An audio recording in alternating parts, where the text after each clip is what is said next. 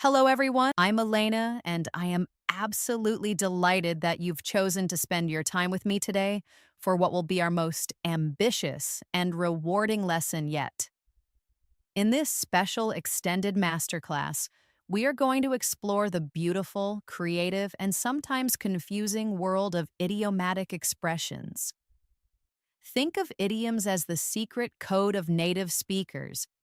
They are the colorful threads that weave personality, humor, and nuance into the fabric of everyday conversation. Mastering them is one of the most powerful steps you can take to move from sounding knowledgeable to sounding truly natural. The challenge with idioms, as you know, is that their meaning is not literal. You simply cannot translate them word for word and expect them to make sense. But don't worry. The goal of this lesson is to demystify these phrases for you once and for all. We are going to explore 75 of the most essential idioms you need for work, school, and social life. I will break them down into 15 thematic groups with 5 idioms in each to make them easier to learn and remember. For each idiom, I'll give you a simple definition, multiple real life examples so you can see how it's used in different contexts, and I'll even share some interesting origins and usage notes to make the phrases more memorable. Most importantly, this is an interactive lesson. I want you to feel like you're in a comfortable one on one coaching session with me. I will guide you through plenty of speaking practice, asking you to repeat sentences and use the idioms in short stories. The aim is not just for you to passively listen, but to actively participate, training your mouth and your mind to use these phrases confidently and automatically. So find a comfortable spot, take a deep breath, and get ready to unlock a whole new level of English fluency. Let's begin. Let's begin with some of the most practical and frequently used phrases in daily English conversation. These are short, useful, and will make you sound natural right away. They form the foundation of casual, everyday interactions. First is so far, so good. You use this to say that an activity or a process has been going well up to this point with no problems yet. For example, a friend might ask, "How's your new project going?" And you can reply, "So far, so good." Repeat that with me. So far, so good. Here's another example. I've assembled the first part of the furniture and so far, so good. Try saying that one now. Next, we have get the hang of it.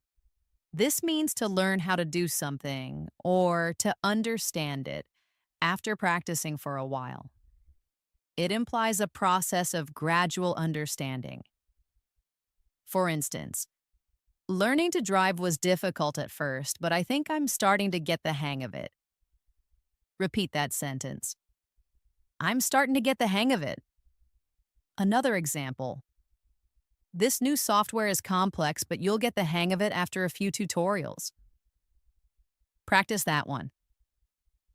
Here's a phrase of encouragement. Hang in there. You say this to someone to tell them not to give up, even when things are difficult or taking a long time. For example, I know you're tired of studying, but the exams are almost over. Hang in there. Repeat that encouragingly. Hang in there. Another one. The first few months of a new business are always tough. Just hang in there. Things will get better. Say that one now. What if something is easy? You can say it's not rocket science. This is a common, informal way to say that something is not difficult to do or understand. The phrase humorously suggests that very few things are as complex as the science of sending rockets into space. For example, I don't understand why he can't use the new coffee machine. It's not rocket science. Repeat that with me. It's not rocket science. Another one. You just need to follow the recipe. Cooking this dish is not rocket science. Try that one now. Our final idiom in this foundational group is your guess is as good as mine. This is a friendly and humble way of saying I don't know or I have no idea. It implies that you and the person you're speaking to have the same amount of information, which is none.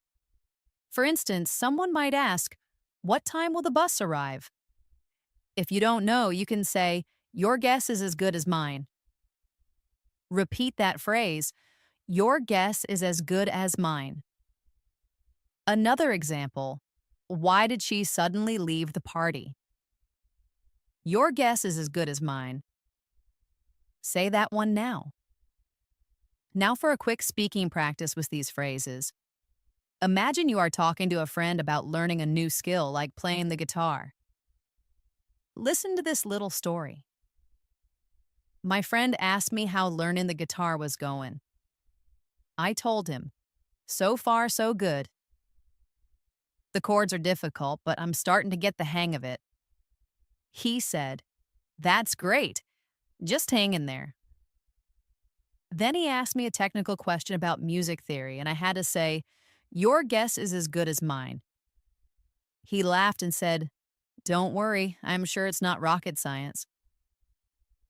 Now slowly repeat that story. Then it's your turn. Think about a new job or a new hobby you started. How would you describe the first few weeks? Use at least 3 of these foundational phrases to tell a short story about your experience. Excellent. Our next group of idioms appears constantly in conversations.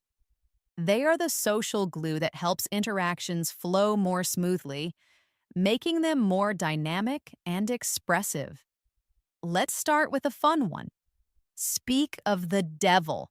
You say this as a lighthearted exclamation when the person you have just been talking about suddenly appears or contacts you. For example, I was just telling Sarah how much Mark helped me with the project. Oh, speak of the devil, here he comes now. Repeat that with me. Speak of the devil, here he comes now. Oh, it's a very common and friendly expression, so don't worry about it sounding rude. Next is ring a bell. If something rings a bell, it sounds familiar, but you can't remember the exact details. It triggers a vague memory. For instance, the name John Smith rings a bell, but I can't picture his face. Repeat that sentence. The name rings a bell, but I can't picture his face.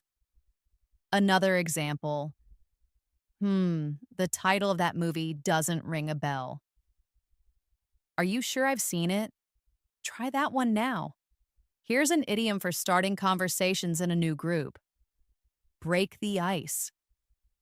This means to say or do something to make people feel more relaxed and comfortable when they first meet. For example, he told a funny joke to break the ice at the start of the meeting. Repeat that with me. He told a funny joke to break the ice. A usage note. This is almost always used at the beginning of a social interaction.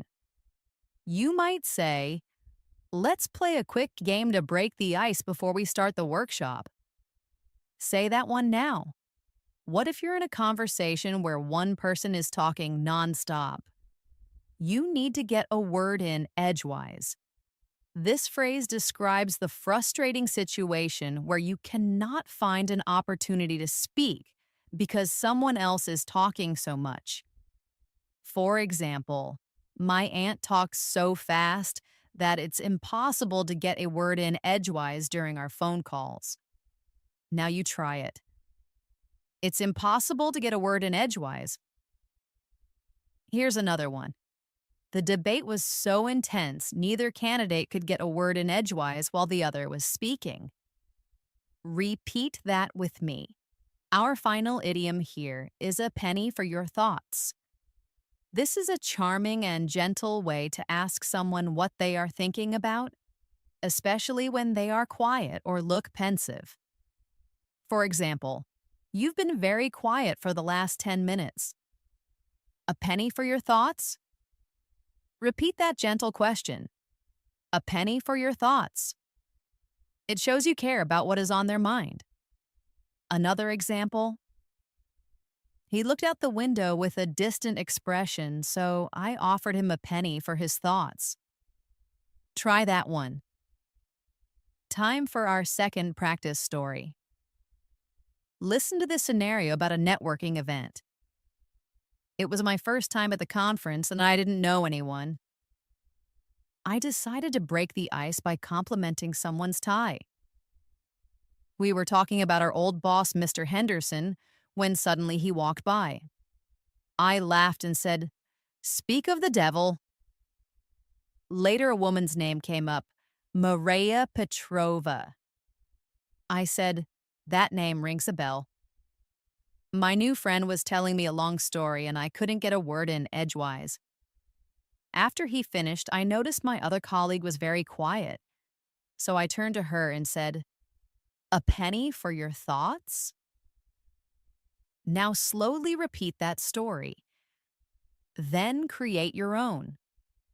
Imagine you are at a party or a family dinner. How would you use these conversational connectors to describe the interactions you had? Great work.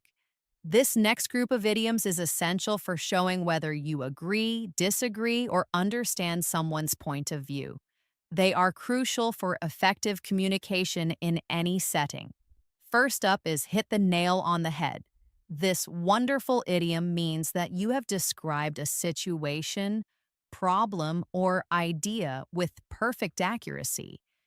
You've identified the exact truth. Imagine your friend is struggling with a project and you suggest they are trying to do too much at once. They might reply, "You've hit the nail on the head." "That's exactly my problem. Let's practice that reply." Repeat after me. "You've hit the nail on the head." Here it is in a longer sentence. The consultant's report hit the nail on the head regarding our company's biggest challenges. Say that one with me. Next, let's look at C, eye to eye. This means to agree with someone or share their opinion on a particular subject. Only it's most often used in the negative to describe a disagreement.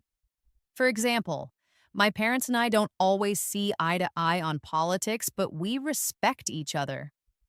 Repeat that sentence. We don't always see eye to eye on politics. Here it is in a positive business context. Luckily, the entire team sees eye to eye on the project's main goal. Say that one now. A very similar and useful idiom is on the same page. If people are on the same page, they have a shared understanding of a situation, plan, or goal.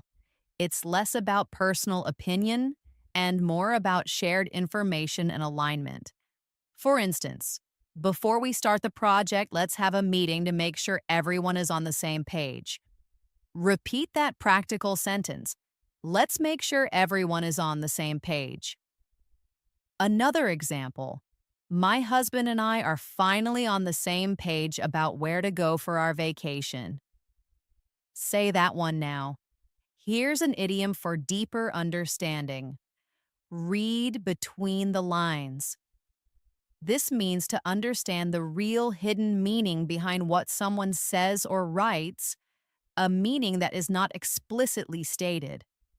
For example, she said she was fine, but reading between the lines, I could tell she was very upset.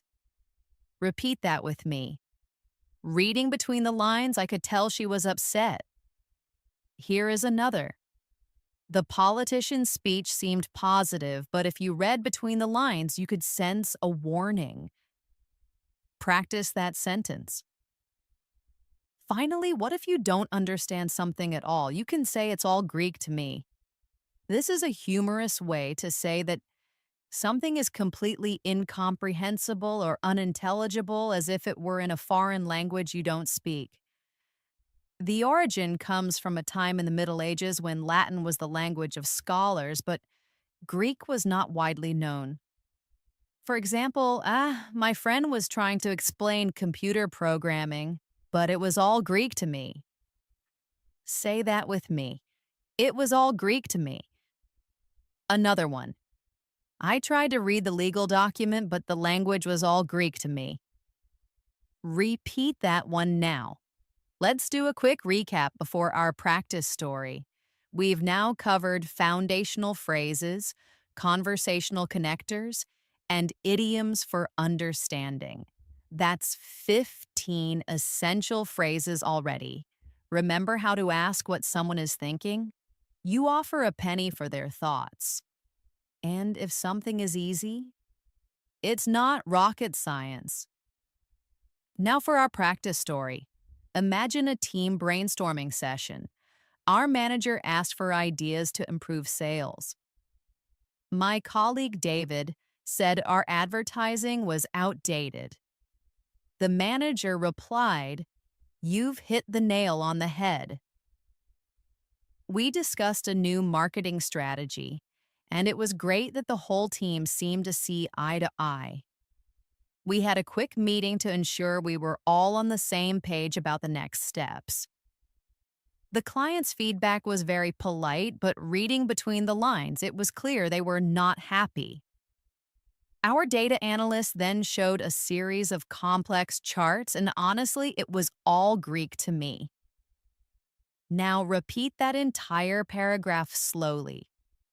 Once you're comfortable, try to create your own short story.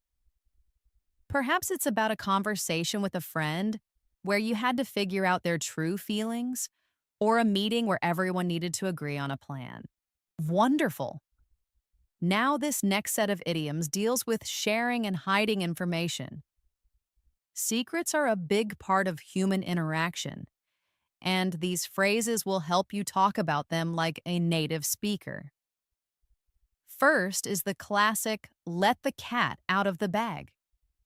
This means to accidentally reveal a secret that was supposed to be kept hidden. The most popular origin story suggests that in old markets, some merchants would try to trick customers by putting a cat in a bag instead of a more valuable piglet. If the cat was let out, the secret trick was revealed. For example, we were planning a surprise party for Sarah, but her brother let the cat out of the bag. Go ahead and repeat that sentence. Here's another. I can't believe you let the cat out of the bag about my new job. I wasn't ready to tell everyone. Practice saying that one. A very similar idiom is spill the beans. It also means to tell people secret information, but it's a bit more informal and can sometimes imply a more gossipy or eager revelation. You might hear a friend say, "Okay, spill the beans. What happened at the meeting after I left?" Repeat that curious question with me. Okay, spill the beans. Here is another example. The little boy was so excited that he spilled the beans about the birthday gift his dad had bought. Try saying that sentence now. What if you get information from a secret source? You can say a little bird told me. This is a playful, charming way of saying that you know something, but you won't reveal who your informant is. For example, how did I know it was your birthday? Oh, a little bird told me. Repeat that mysterious phrase, "A little bird told me." Another one, "A little bird told me that you might be moving to London next year. Is it true?" Try that one now. It's almost always used in a lighthearted context. Now, for an idiom about sharing something personal, get something off your chest. This means to confess something that has been worrying you or making you feel guilty in order to feel relief. For example, I have to get something off my chest. I was the one who broke the vase, not the cat. Repeat that with me. I need to get something off my chest. Another one. After the argument, he called his friend to get his feelings off his chest. Say that one now. The opposite of revealing a secret is, of course, keeping one. For that, we have keep it under your hat. This means to keep something a secret and not tell anyone else. For example, I'm going to tell you something, but you have to promise to keep it under your hat. Repeat that secretive instruction. Keep it under your hat. Another one. The company's plans for the new product are being kept under wraps, which is a similar phrase. They are keeping the launch date under their hats for now. Practice that sentence. Let's practice with a story about office secrets. Listen, my manager told me she was getting a promotion, but she asked me to keep it under my hat. Later, I was talking to my colleague, and he asked me what I knew. I just said, a little bird told me there might be some changes coming. But then, at the team lunch, my other colleague, Mark, completely let the cat out of the bag. He was so excited. He said, "Come on, boss, spill the beans. We know you're getting promoted." I could see the relief on my manager's face. I think she was happy to finally get it off her chest. Now repeat that story slowly. Then imagine a situation with your friends where a surprise is being planned. How would you use these idioms to talk about trying to keep the secret? Perfect. Life is full of decisions and moments that require action, so this group of idioms helps you talk about getting things done, making choices, and dealing with uncertainty. Let's start with a very direct one. Cut to the chase. This means to get to the most important point without wasting time on details or background information. It's often used when you are short on time or feeling impatient. For example, I don't have much time, so please cut to the chase. What is the problem? Repeat that with me. Please cut to the chase. It's very common in business settings. Let's cut to the chase. Will this project be profitable or not? Say that one now. Sometimes you have to do something difficult or unpleasant that you've been avoiding. For this, we say, bite the bullet. It means to face a difficult situation with courage and determination. The origin might come from the days before modern medicine, when wounded soldiers were literally given a lead bullet to bite on during surgery to cope with the pain. For example, I hate going to the dentist, but I have a toothache, so I'll have to bite the bullet and make an appointment. Repeat that with resignation. I'll have to bite the bullet. Another one. She decided to bite the bullet and apologize, even though it was embarrassing. Say that one now. Here's an idiom for passing responsibility. The ball is in your court. This means it is now someone else's turn to make a decision or take the next step in a process. For instance, I've given you my final offer and all the information you asked for. Now the ball is in your court. Repeat that phrase. Now the ball is in your court. Another example. We've done everything we can to help. The ball is in his court now to decide what to do. Try that one. What if you don't have a firm plan? You can play it by ear. This means to decide how to deal with a situation as it develops, rather than following a plan that was made in advance. For example, what time should we meet tomorrow? I'm not sure what my schedule looks like, so let's play it by ear. Say that with me. Let's play it by ear. Another one. We don't have a fixed itinerary for our vacation. We're just going to play it by ear. Repeat that one. Finally, we have jumped on the bandwagon.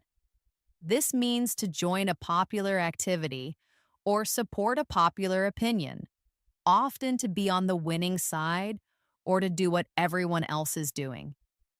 It can sometimes have a slightly negative connotation, suggesting a lack of original thought. For example, when the new smartphone was released, thousands of people jumped on the bandwagon and bought one. Repeat that sentence. Another one. She was never interested in environmental issues, but now she has jumped on the bandwagon and protests every week. Try that one now. Let's practice these action idioms. Listen to this story about making a decision. Our team was discussing the project for hours. Finally, our manager said, "Let's cut to the chase." We need a decision.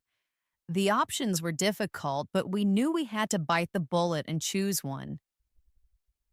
After we presented our choice to the director, she said, "Okay, I've heard your recommendation. The ball is in your court to create the final proposal." We asked about the exact deadline, and she said she wasn't sure yet, so we should play it by ear.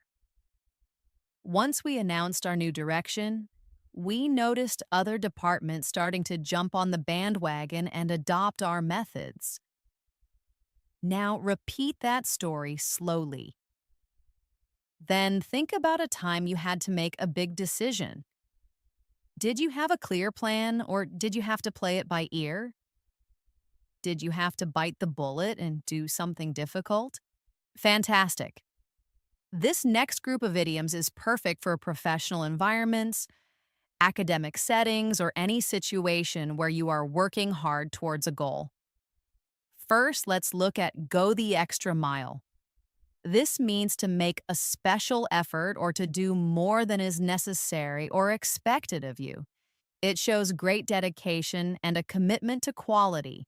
For instance, our tour guide really went the extra mile to make our trip unforgettable. Repeat that with a grateful tone. Our tour guide really went the extra mile.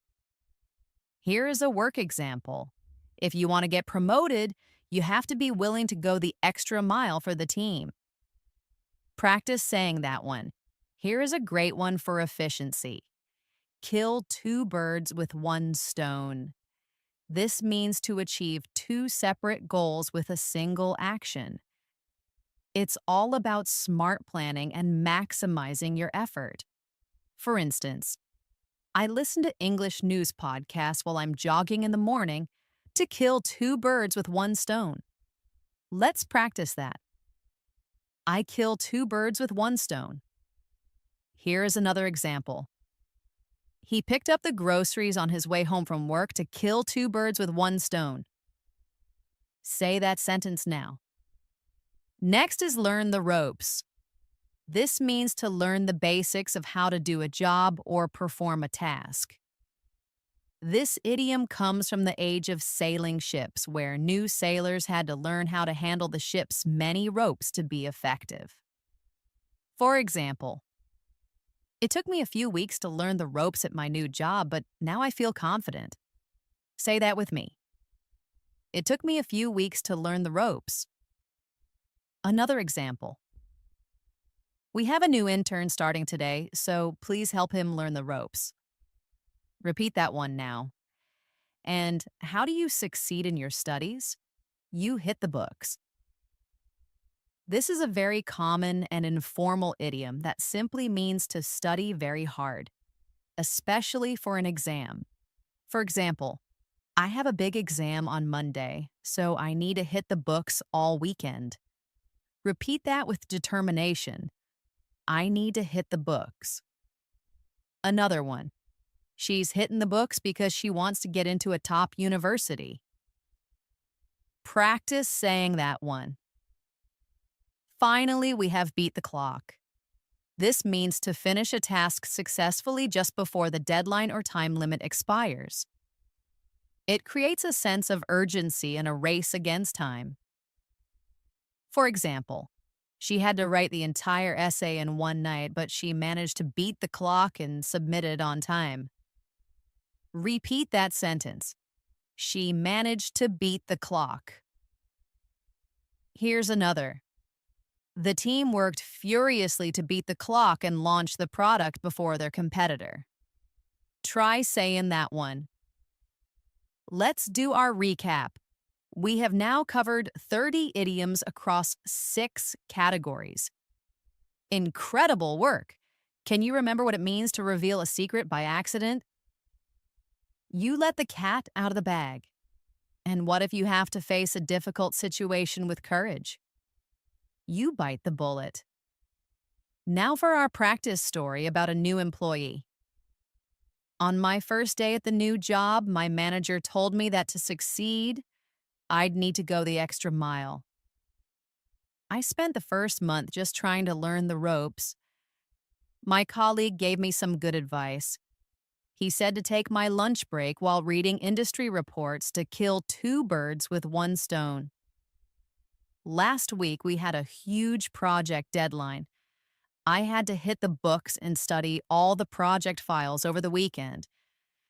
We all worked late into the night, but we managed to beat the clock and submit our work with 2 minutes to spare.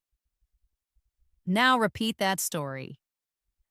Then think about a time you had to work really hard to meet a deadline. How did you do it? Did you learn the ropes quickly? Did you go the extra mile? Tell me about it. After talking about failure, let's lift our spirits with idioms for happiness and positivity. These phrases help us describe joy and find the good in difficult situations. Let's start with a very happy one. On cloud 9. If you are on cloud 9, you are extremely happy, euphoric, and full of joy. For example, when she found out she had won the scholarship, she was on cloud 9 for the rest of the day. Now repeat that sentence with a happy tone in your voice. She was on cloud 9 for the rest of the day. Here is another one. They've been on cloud 9 ever since they got engaged. Try saying that one. Next is a wonderful concept, a blessing in disguise. This refers to something that seems bad or unlucky at first, but results in something good happening later. For example, losing that job was a blessing in disguise because it forced me to find a career I truly love. Repeat that with me. It was a blessing in disguise. Another one. Missing the train was a blessing in disguise. If I hadn't, I wouldn't have met my future husband. Practice that sentence. A similar optimistic proverb is every cloud has a silver lining. This means that there is something good or hopeful in every bad situation, even if you can't see it at first. The image is of dark rain clouds being outlined by the bright light of the sun. For instance, I was disappointed I lost the match, but every cloud has a silver lining. Now I have more time to focus on my studies. Repeat that optimistic phrase. Every cloud has a silver lining. Another one. He lost his job, but the silver lining was that he could start his own business. Try that one. Now for 2 idioms that mean something is very easy. The first is a walk in the park. This describes a task or situation that is simple and requires little effort. For example, after months of training, running the 5K race was a walk in the park for her. Repeat that sentence. The race was a walk in the park. Another one. He expected the exam to be difficult, but it was a walk in the park. Try that one now. Our second easy idiom is a piece of cake.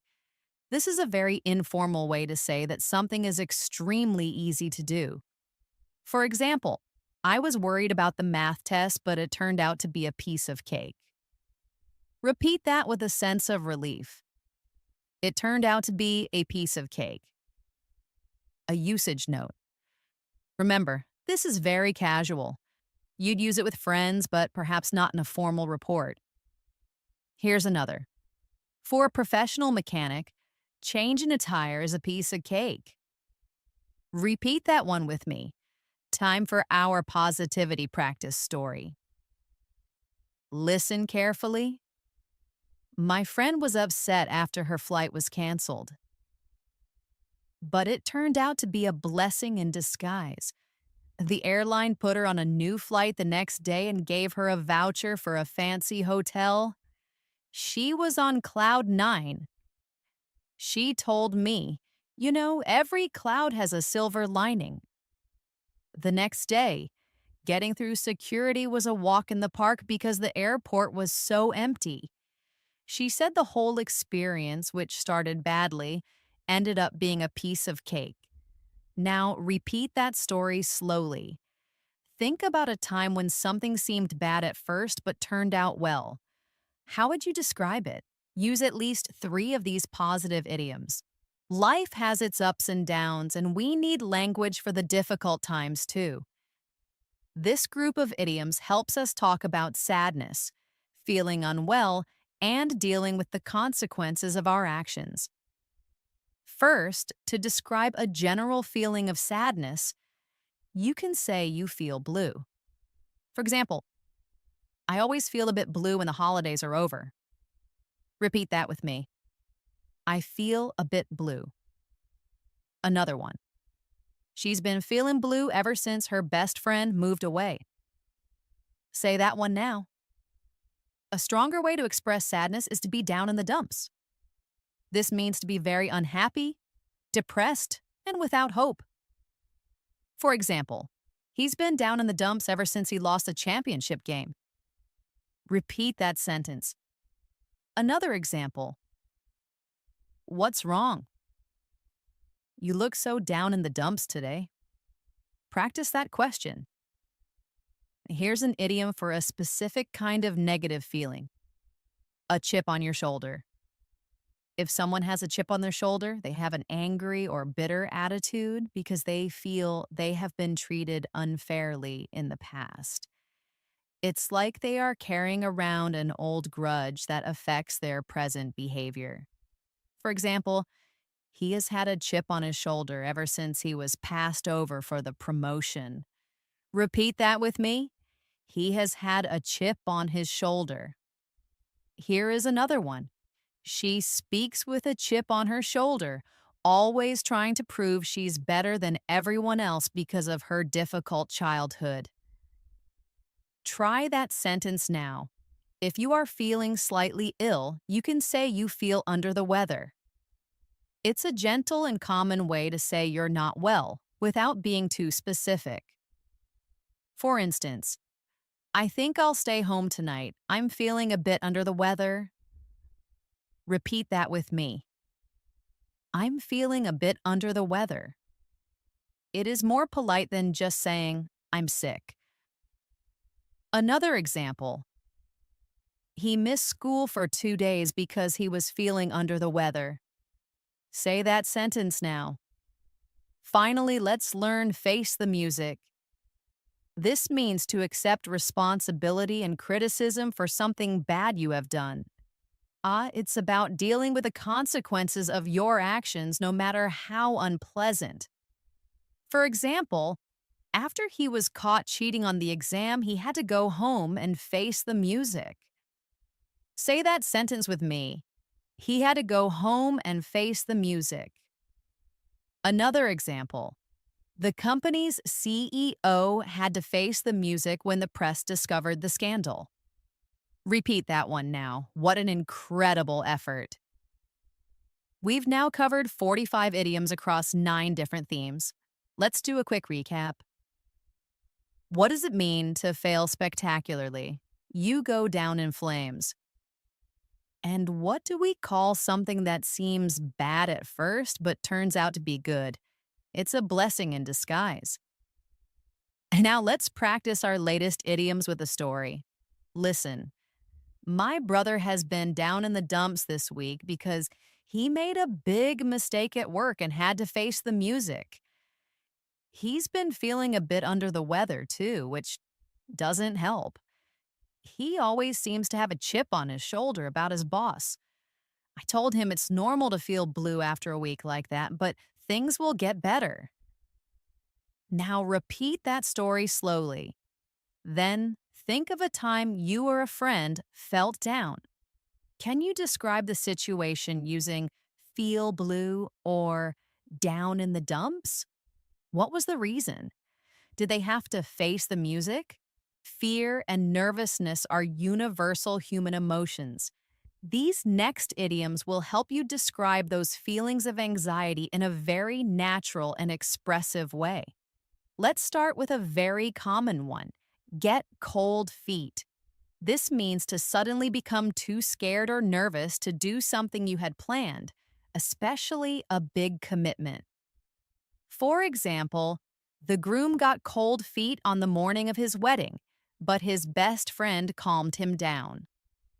Now you say it. The groom got cold feet on the morning of his wedding. Here is another common use. I was going to perform my song at the open mic night, but I got cold feet and didn't go on stage. Repeat that sentence. Here's another great one you can probably feel in your body: butterflies in my stomach. This describes the nervous, fluttering feeling you get in your stomach when you are anxious or excited about something. For instance, I always get butterflies in my stomach before a job interview. Repeat that with me. I always get butterflies in my stomach. Another one. She had butterflies in her stomach as she waited for the results of her exam. Practice that sentence. When you are waiting anxiously for something to happen, you are on pins and needles. This idiom perfectly captures the tense, uncomfortable feeling of suspense. For example, the whole country was on pins and needles waiting for the final election results. Say that with me. We were on pins and needles. Another example. I've been on pins and needles all day, waiting for the doctor to call. Repeat that one now. What about a sudden scare? For that, you can say you jump out of your skin. This means to be extremely surprised or frightened by something. For example, the loud thunderclap made me jump out of my skin. Repeat that. Another one. He crept up behind me so quietly that when he said, "Boo," I nearly jumped out of my skin. Try that one now. Finally, we have bite your tongue. This means to force yourself to not say something that you really want to say, often to avoid upsetting someone or causing an argument. For instance, I wanted to tell him his idea was terrible, but I decided to bite my tongue. Repeat that with me. I decided to bite my tongue. Another example. She had to bite her tongue when her mother-in-law started criticizing her cooking. Practice that one. Let's do our practice story for this section. Listen to this story about a presentation. I had to give a big presentation at work today. The night before, I almost got cold feet and thought about calling in sick. Right before it was my turn, I had terrible butterflies in my stomach. My team was waiting for me to begin, and I could tell they were on pins and needles. The microphone made a loud screeching noise when I turned it on, and I nearly jumped out of my skin. One of my colleagues made a negative comment just before I started, but I knew I had to bite my tongue and stay focused. Now slowly repeat that story. Think about a time you were very nervous. What was the situation? Did you have butterflies in your stomach? Did you have to bite your tongue? Money is a part of our daily lives, so it's no surprise there are many idioms related to it. Let's learn some of the most common ones for talking about cost, income, and spending. First up, cost an arm and a leg. If something costs an arm and a leg, it is extremely expensive. The phrase emphasizes the high price by suggesting you'd have to give up something very valuable to afford it. For example, I'd love to buy that designer handbag, but it costs an arm and a leg. Repeat that with me. It costs an arm and a leg. Another one. Getting a taxi from the airport to the city center cost an arm and a leg. Say that sentence now. Next is a very practical one. Bread and butter. This refers to a person's main source of income or the primary activity of a business that generates the most money. For example, teaching English online is my bread and butter. Say that with me. Teaching English online is my bread and butter. For a company, you might say, while the firm does some consulting, their software sales are their real bread and butter. Repeat that one now. Let's learn on the house. If something at a restaurant, bar, or hotel is on the house, it is given to you for free by the establishment, usually as a gesture of goodwill. For example, because it was my birthday, the restaurant gave me a dessert on the house. Repeat that happy sentence. The restaurant gave me a dessert on the house. Another one. We complained about the long wait, so the manager offered us a round of drinks in the house. Say that one now. Here's an idiom about value, a dime a dozen. If something is a dime a dozen, it is very common and therefore not valuable or special. A dime is a 10-cent coin, so a dozen of something for that price would be very cheap. For example, in Hollywood, aspiring actors are a dime a dozen. Repeat that with me. They are a dime a dozen. Another one. Don't worry about that broken pen, they're a dime a dozen. Try that one now. Our final money idiom is burn a hole in your pocket. If money is burning a hole in your pocket, it means you have a strong urge to spend it as soon as you get it. For example, as soon as he gets his salary, it burns a hole in his pocket. Repeat that with me. It burns a hole in his pocket. Another one. That bonus I received is burning a hole in my pocket. I can't wait to go shopping. Try that one now. Let's do our speaking practice for this section. Listen to this story. My friend and I went to a new restaurant. I was worried it would cost an arm and a leg. My friend just got paid from his main job. Writing is his bread and butter. And the money was burning a hole in his pocket. He said, "Don't worry. Restaurants like this are a dime a dozen in this city." We had a great meal, and because the service was slow, the manager gave us coffee on the house. Now repeat that story slowly. Then imagine your own scenario about shopping or going out to eat. Use these money idioms to describe the experience. Time is a precious resource, and English has many idioms to talk about it. These next phrases will help you sound more natural when discussing schedules, deadlines, and making the most of your time. Let's begin with once in a blue moon. This means that something happens very rarely. A blue moon is a real astronomical event, the second full moon in a single calendar month, which is an infrequent occurrence. For example, my sister lives in another country, so I only get to see her once in a blue moon. Repeat that with me. I only get to see her once in a blue moon. Another example. An opportunity this good comes around once in a blue moon. Say that one now. Next is in the nick of time. This means you do something or something happens at the very last possible moment, just before it's too late. For instance, the hero arrived with the antidote in the nick of time to save the day. Say that with me. He arrived in the nick of time. Another example.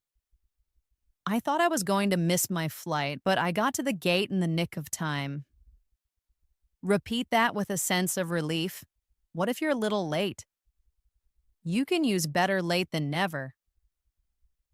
This is a famous proverb that means it's better to do something late than to not do it at all. For example, he finally paid me back the money he owed me. Well, better late than never. Repeat that phrase. Better late than never. You could also say, she submitted her application 2 days after the deadline, hoping the committee would think, better late than never. Say that one now. Our next idiom is call it a day. This means to decide to stop working on something, either for the rest of the day or permanently. For example, we've been working for 10 hours straight. I think it's time to call it a day. Repeat that with me. Let's call it a day. Another one. After years of trying to make the business profitable, they decided to call it a day and close it down. Try that one now. Finally, what do you do when you're waiting? You kill time. This means to do something to occupy yourself while you are waiting for something to happen. For example, my flight was delayed by 2 hours, so I went to a bookstore to kill time. Repeat that. Another one. We arrived early for the movie, so we walked around the mall to kill some time. Practice that sentence. 60 idioms. We have covered so much ground. Let's do another quick recap. What do you say when you're waiting anxiously? You're on pins and needles. What do you call your main source of income? It's your bread and butter. Fantastic. Now for our practice story about time. Listen, I have a friend who I only see once in a blue moon.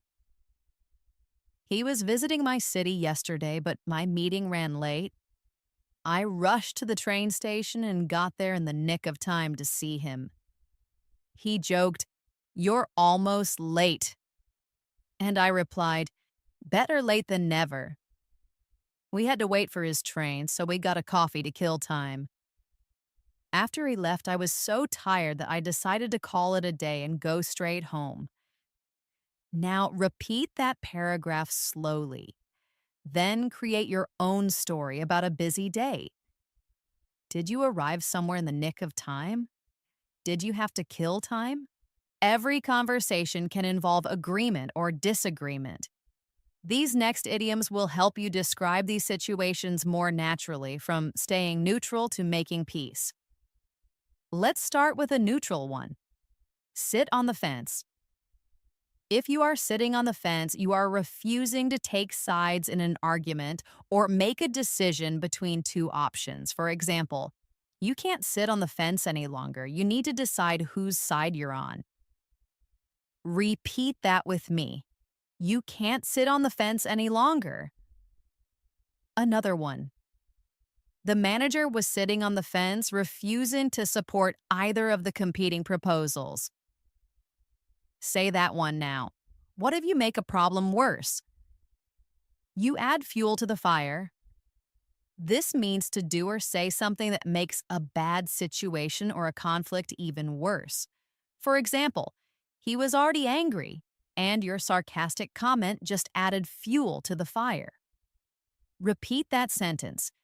Your comment just added fuel to the fire. Another one. Showing up late to the meeting only added fuel to the fire of the manager's frustration. Try that one now.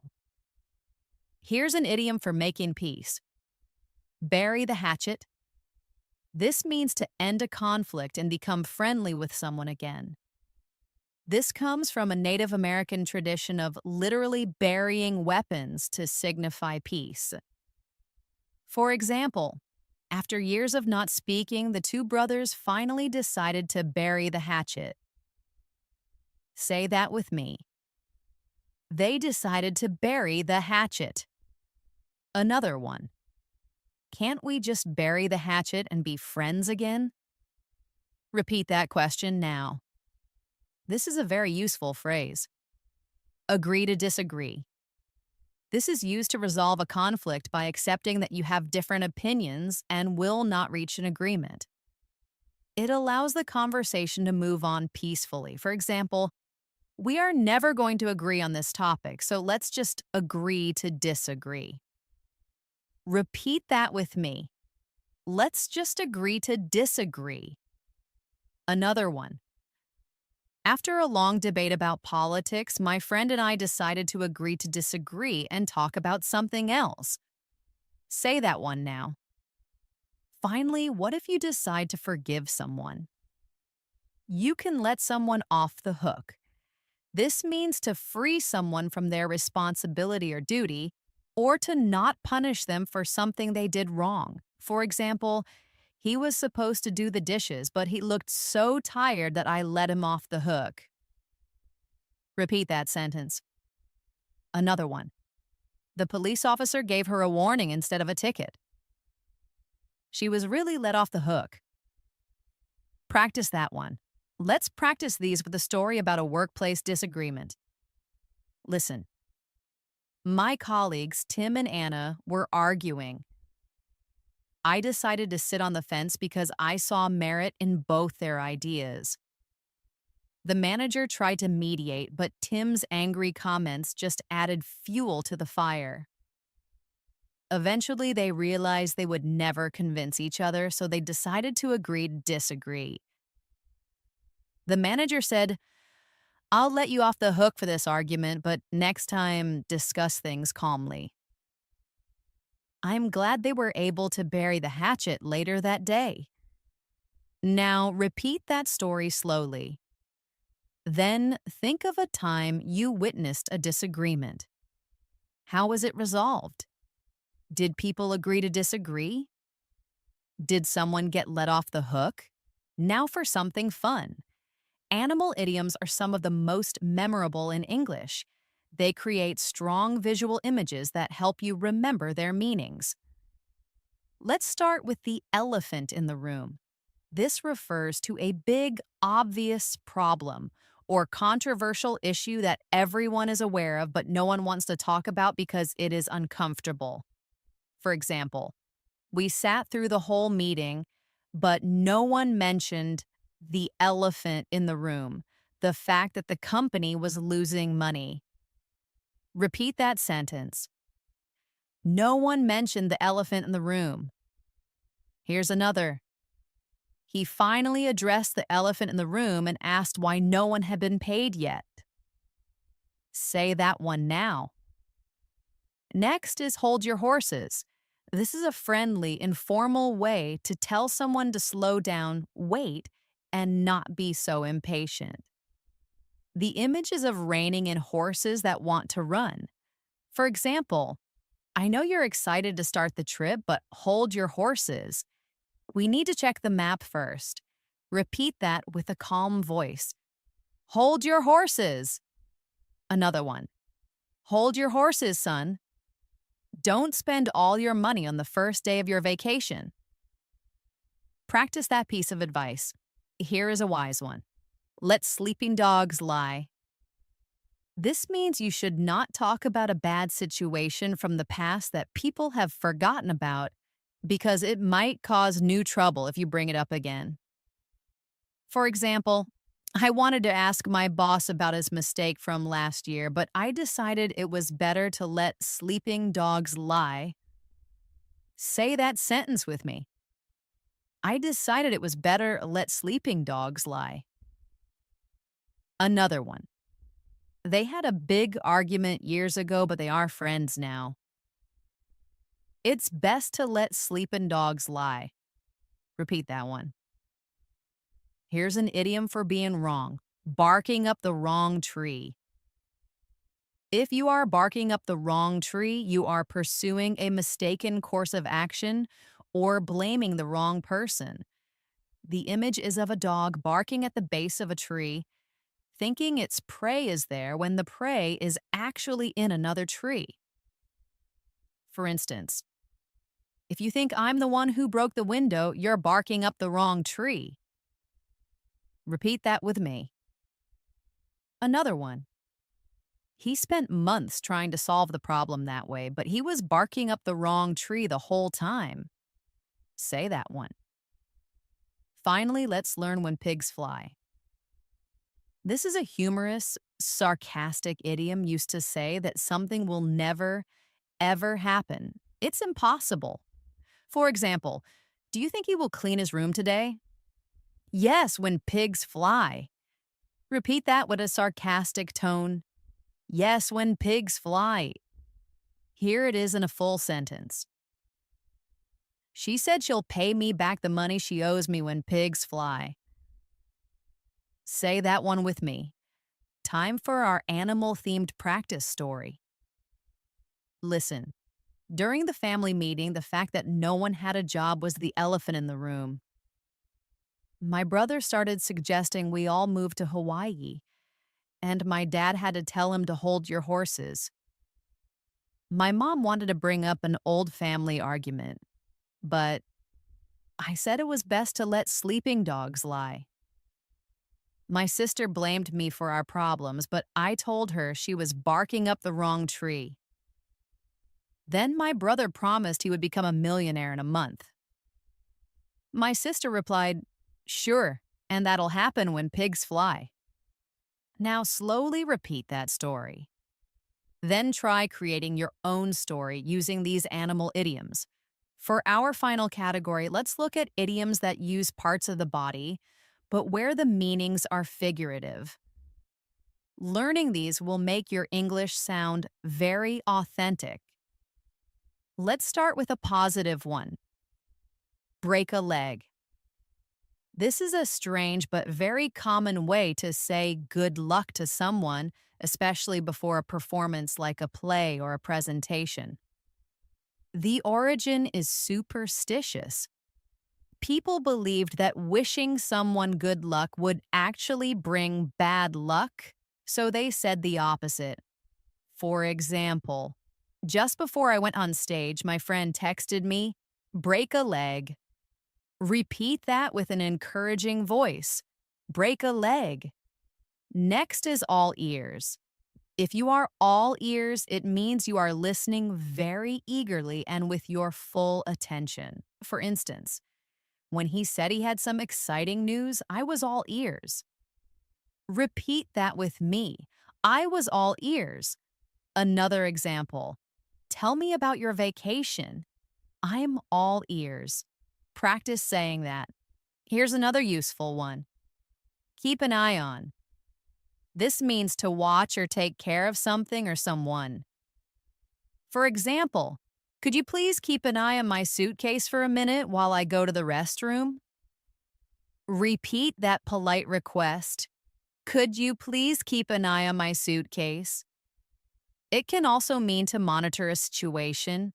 The doctor told him to keep an eye on his blood pressure. Practice that one. Next, we have twist someone's arm.